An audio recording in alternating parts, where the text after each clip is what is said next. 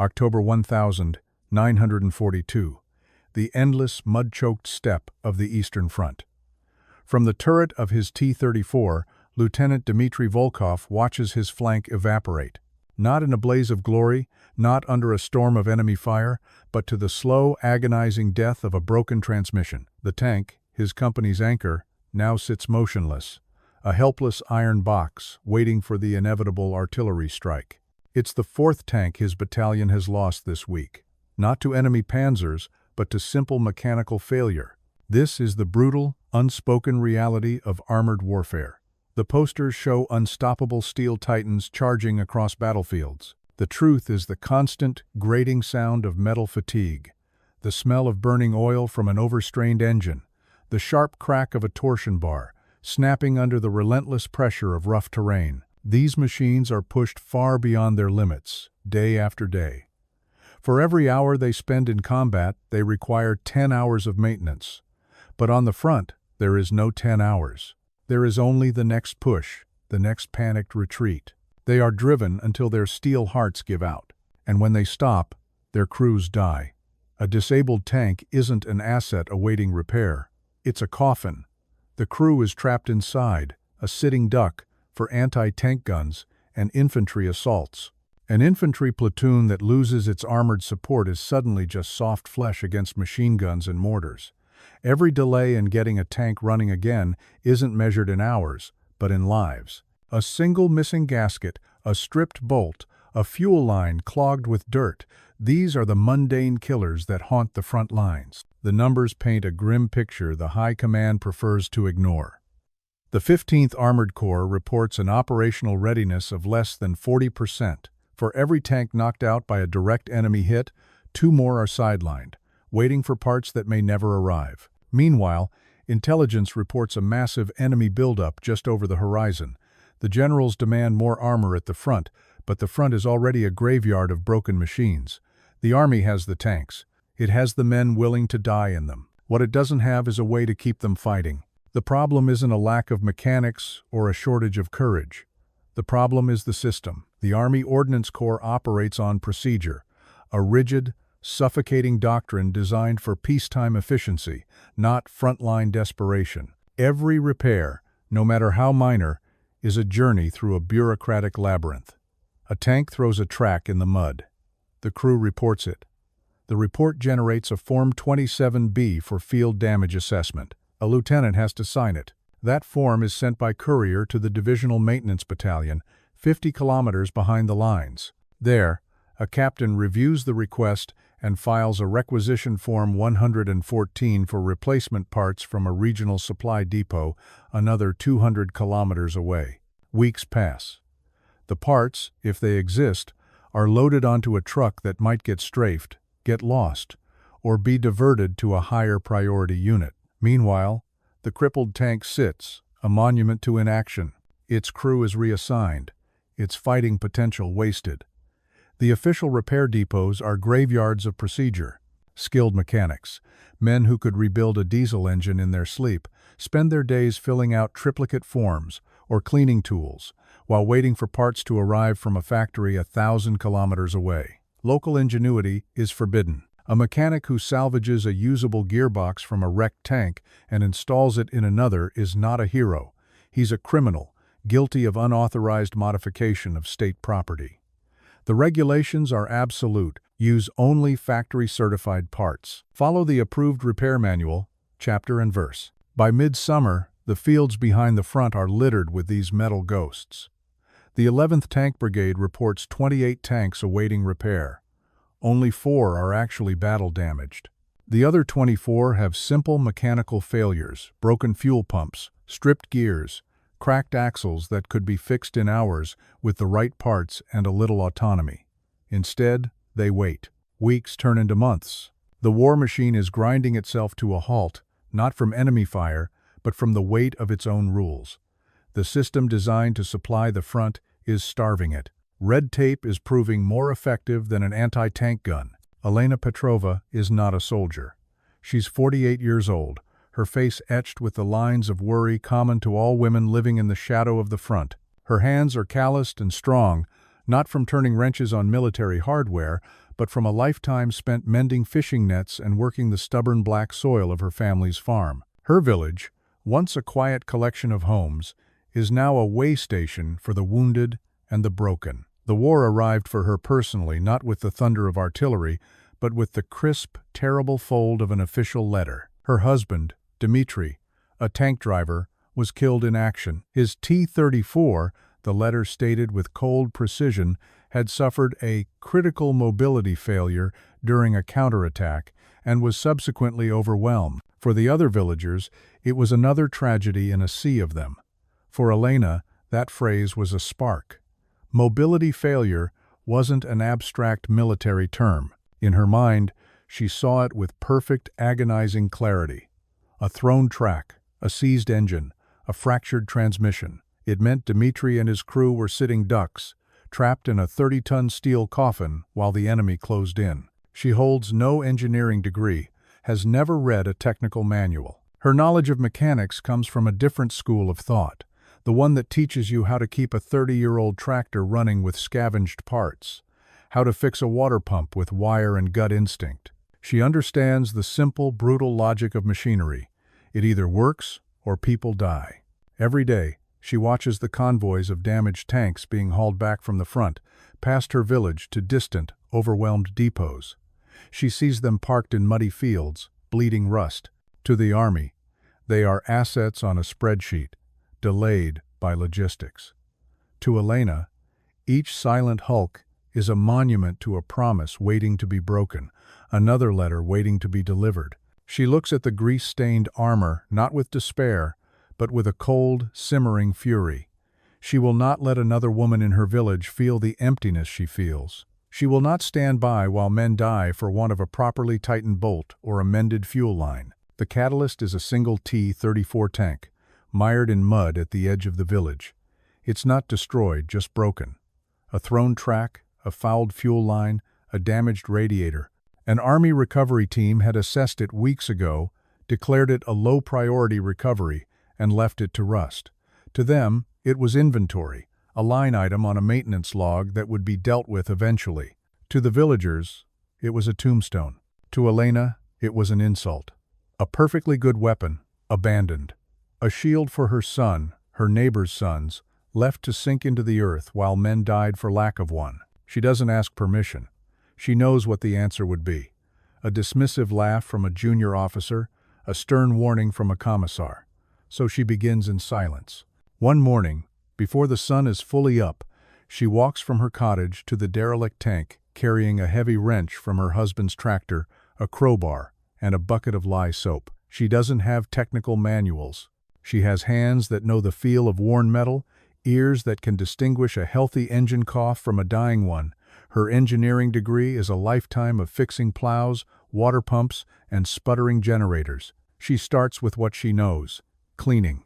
She scours grease from the engine block, clears the fuel lines with hot water and a length of wire pulled from a fence. Her process is one of pure mechanical intuition.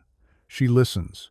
She taps the steel plates with a hammer, listening for the sound of stress fractures. She traces hydraulic lines with her fingers, feeling for leaks the way a farmer checks for irrigation breaks. The Army sees a catastrophic track failure requiring a specialized winch truck and a full maintenance crew.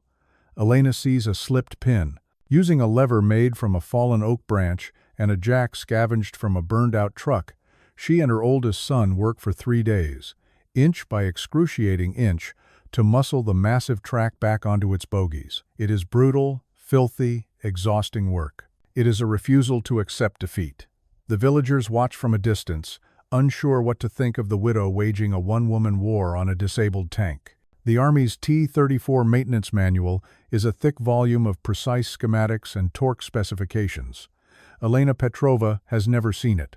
Her workshop isn't a depot, it's a muddy farmyard. Her tools are not military issue. They are the same worn wrenches and hammers she once used to fix plows and water pumps. Where the Army Corps sees a complex weapon system requiring specialized equipment, Elena sees a large, stubborn tractor with a gun on it. Her approach is born from this fundamental difference.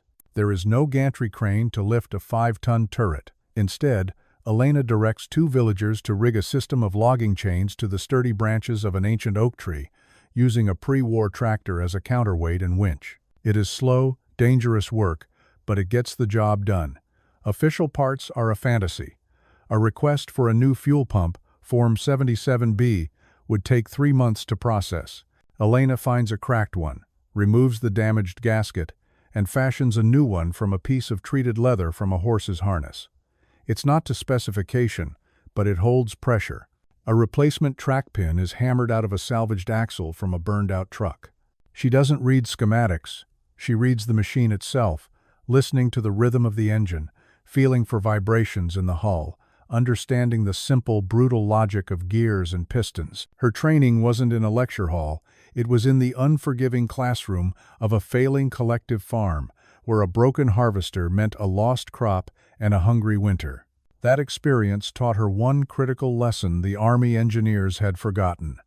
Perfection is the enemy of the good. The Army Corps' goal is to restore a tank to factory condition. Elena's goal is simpler: make it move, make it shoot, and get it back to the men who need it. Her repairs are ugly, functional scars, steel plates bolted over shrapnel holes, fuel lines spliced from different vehicles, engine components held together with wire and sheer will. It is a philosophy of pure pragmatism, a direct challenge to the rigid, slow-moving bureaucracy that was letting men die while machines rusted. It begins with a rumor. A supply truck driver, returning from the front, mentions a woman near the village of Zoria fixing a T-34 with parts from a tractor. The report is dismissed as battlefield folklore. But then, a second report surfaces. A recon patrol notes a previously disabled tank, marked as unrecoverable, moving under its own power near the same village. This time, the rumor reaches the desk of Major Ivan Kirov, commander of the 4th Army Rear Echelon Maintenance Battalion. Kirov is a man of regulations and supply chains, not folklore. On November 5th, he drives to Zoria to investigate what he assumes is either a misunderstanding or an act of dangerous sabotage. He finds Elena Petrova in a muddy yard, using a block and tackle rig jury-rigged from a barn beam to lift a tank engine. The sight appalls him. There are no schematics, no proper tools, no authorized personnel. It's a flagrant violation of every protocol in the Red Army Field Maintenance Manual. "This is a restricted military asset," he states, his voice cold. "Your activities are unauthorized, unsafe, and illegal. You will cease immediately." Elena wipes grease from her hands with a rag and looks at the 2 armed soldiers with him, then back at the major. "This asset was rusting in a ditch. In a week, it will be fighting," she replies, her voice devoid of deference. Kirov is unmoved. He cites Army Directive 1138. All repairs and modifications to armored vehicles must be conducted by certified personnel at designated depots. He calls her work a security risk, a civilian tampering with state secrets. He warns that her repaired tanks are death traps, their welds uninspected, their systems rigged. He threatens her with arrest for espionage and sabotage. The tension is thick enough to cut with a bayonet.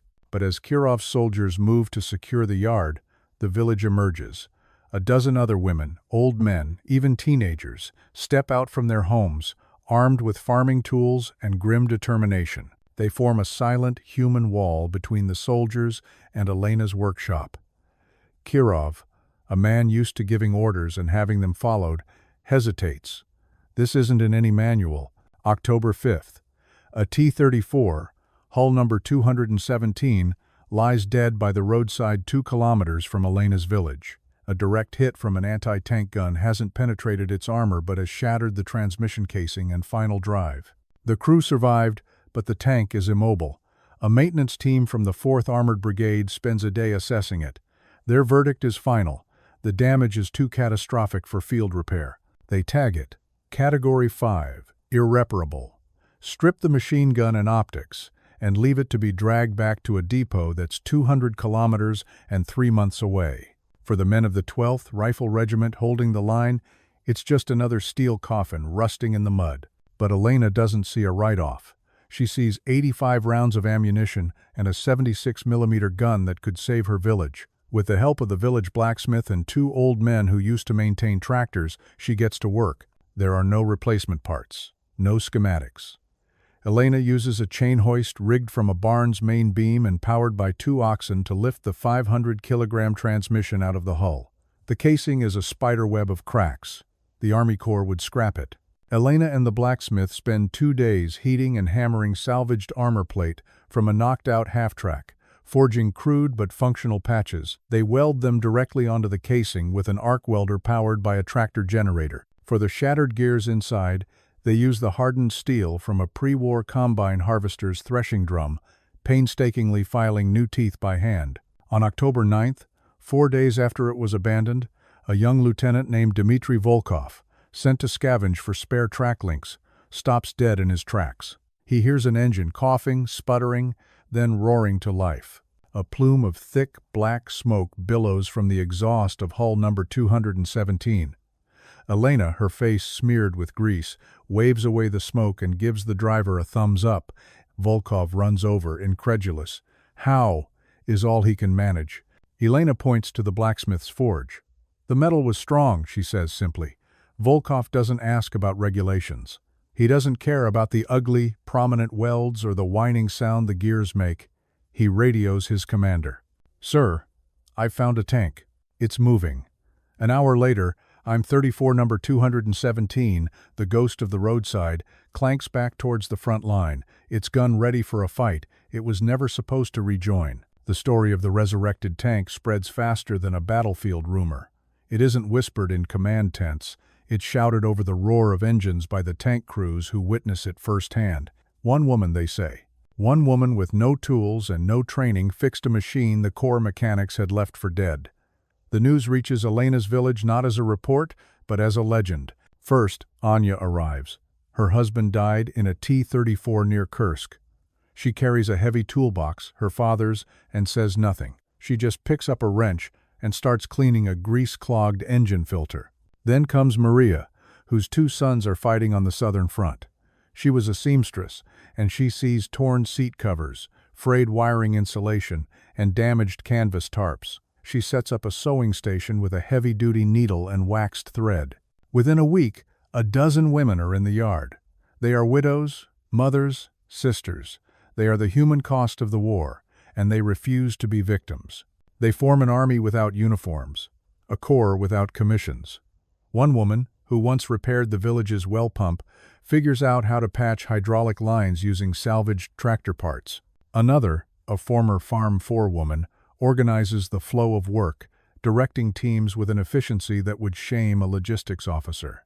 They invent their own processes. A pile of scrap metal becomes a categorized library of spare parts. A tractor engine powers a makeshift winch for lifting turrets. They don't follow manuals, they follow logic. They don't requisition supplies, they scavenge and repurpose. The dusty, quiet yard transforms into a symphony of determined labor. The rhythmic clang of hammers, the hiss of a makeshift forge, the low murmur of women discussing a stripped gear.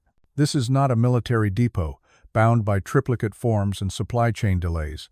This is a living organism, fueled by grief and ingenuity. The soldiers start calling them the Vidovi Battalion, the Widows' Battalion.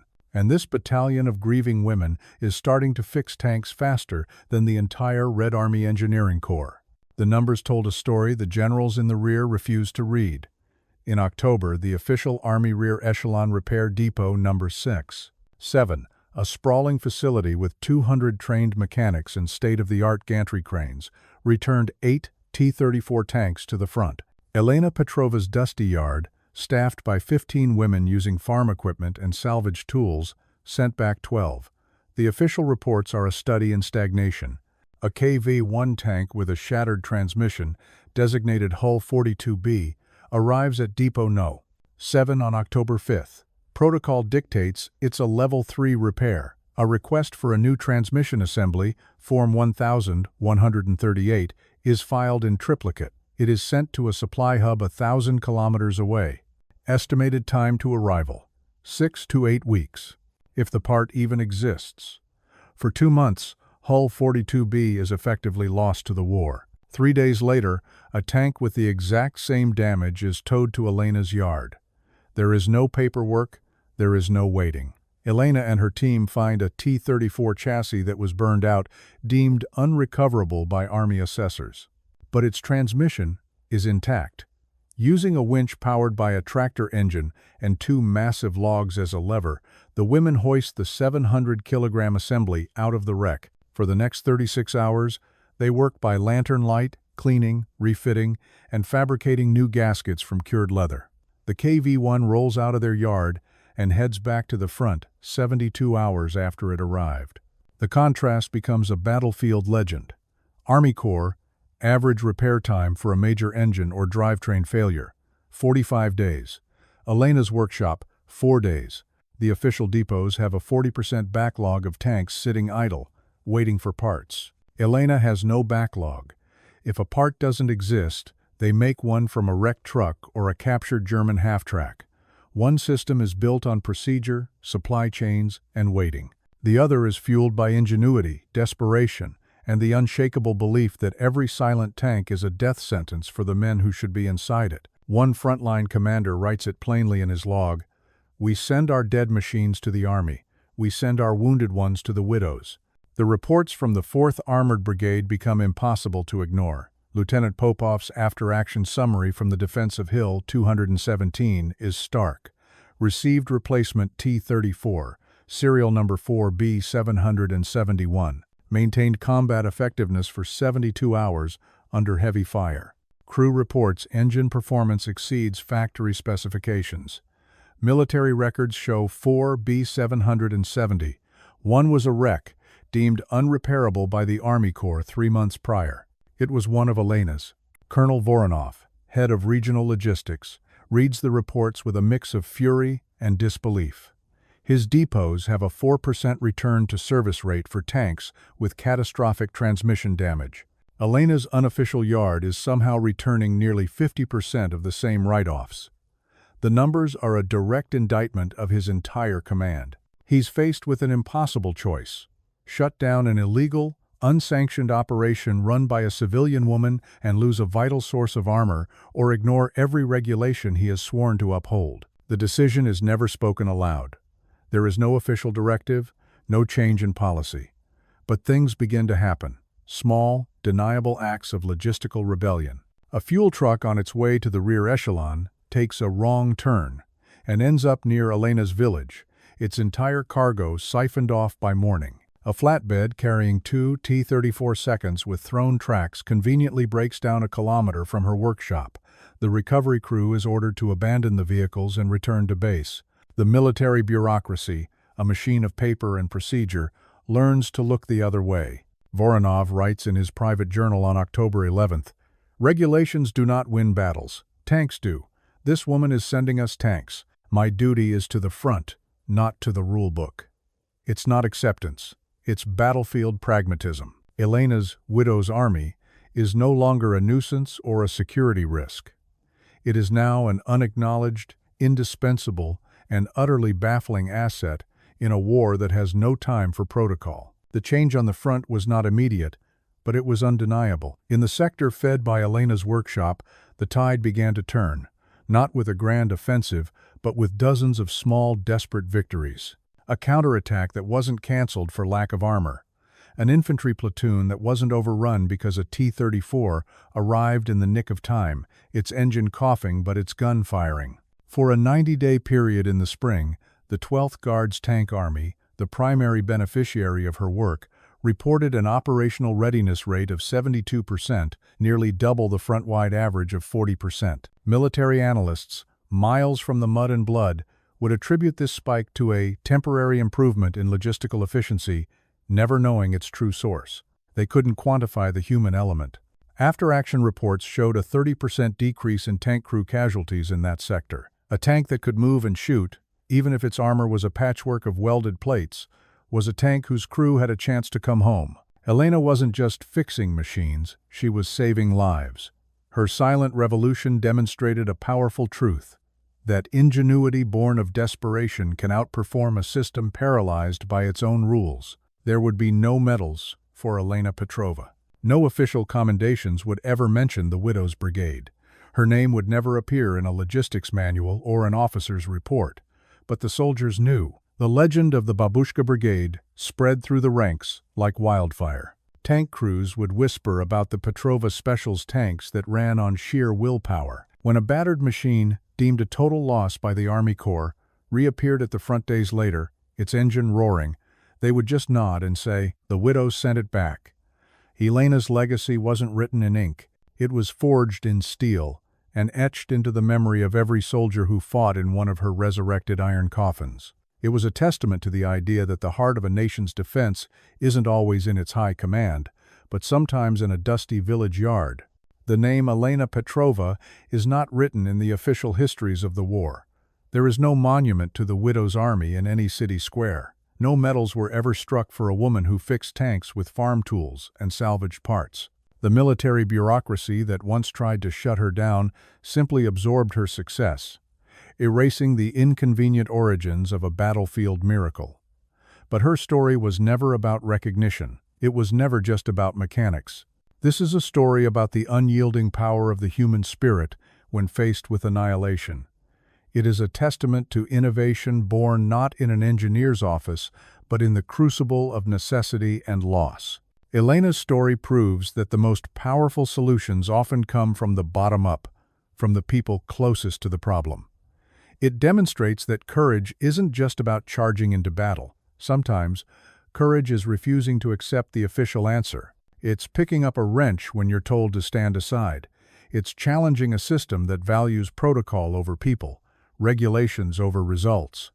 The Army saw broken machines and logistical impossibilities. Elena saw her husband's fate waiting for other men, and she simply refused to let it happen again. Her workshop wasn't just repairing steel, it was forging hope. The greatest heroes are often the ones who operate in the shadows, their contributions measured not in citations, but in the lives they saved. The tanks Elena and her women sent back to the front were more than just weapons. Each one was a shield for a crew of fathers, brothers, and sons. Her true legacy is not etched in stone, but lives in the generations that exist because a soldier came home in a tank that, by all official accounts, should have still been rusting in a forgotten field. Remember Elena Petrova. Remember that the strength of a nation isn't just in its armies, but in the quiet, defiant courage of its ordinary people. Remember that sometimes the will to fix what is broken can change the course of a war.